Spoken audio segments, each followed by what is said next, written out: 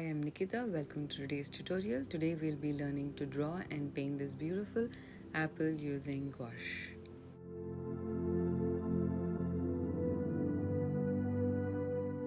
First step for us will be to draw out our apple. So I'm using very basic steps to draw the apple on a 300 GSM watercolor sheet. So the first thing we'll be doing is making the background. So I enjoy doing this process a lot. Sometimes I also create the background towards the end. In that case, I would leave like a little bit of white space around the object. So in this case, today we are going to leave not a lot of white space. I'm just going to in fact leave no white space, and I'm just going to create my blue background towards the entire area. So today I have mixed a little bit of white along with my blue to make a slightly light blue color. You don't necessarily have to do this. Sometimes you can just use your blue as it is, but to not make it too dark, because we're going to be creating an apple which is going to be bright red, make sure that your blue is watered down so that it is very soothing for the eye to see. So gouache in general, you can use very soothing colors by mixing a little bit of white. So I feel that that looks much nicer on gouache as compared to your regular style of creating your colors. So now that we've got our background, I'm creating one layer for now. In the end, I'll see if I want to create another layer on top of this, and then we're going to now mix our colors for creating for the apple.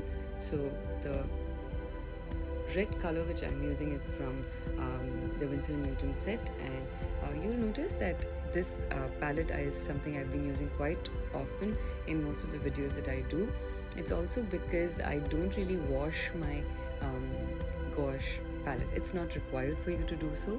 All you need to do is just activate it back again by adding a little bit of water, and you're good to go with that.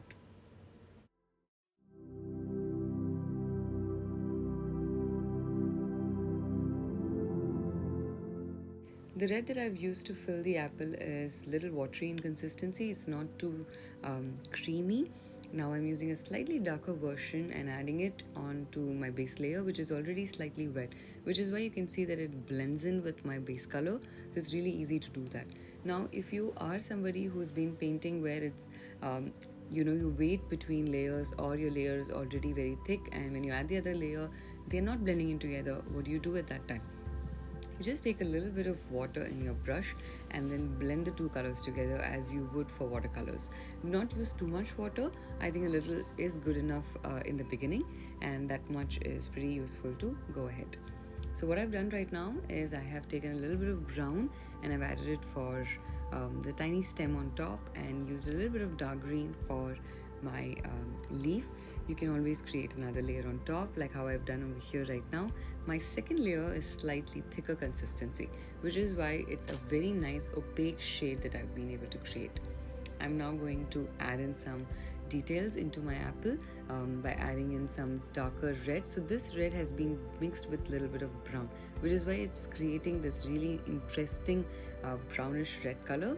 I'm using some water to blend this in together to get semi-realistic kind of an effect. You can also create a flat effect of an apple that is still completely fine. That also looks really nice. But then if you want to learn how to do some blending in gouache, this is a nice place to begin, especially if you're a beginner.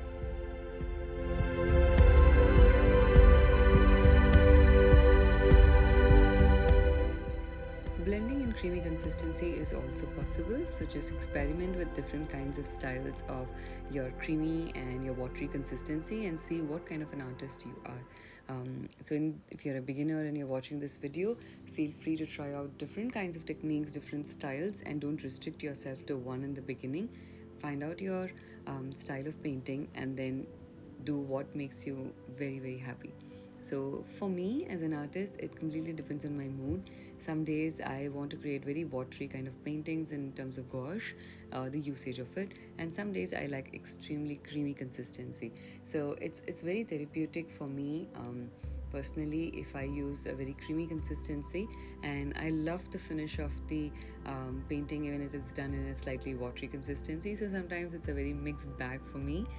Depends on that day, that time when I'm sitting down to paint and how I'm feeling at that moment. So see if that helps you. Go with your instinct at that moment. What do you feel like doing? And create it in that way. So this is how the apple is looking so far, and I really like how it looks. However, I think for the background we can make it a little more darker, or just use another layer on top of it. So I'm using the same color, but when you use the same color on top, you will notice sometimes that this does happen, it becomes a little darker.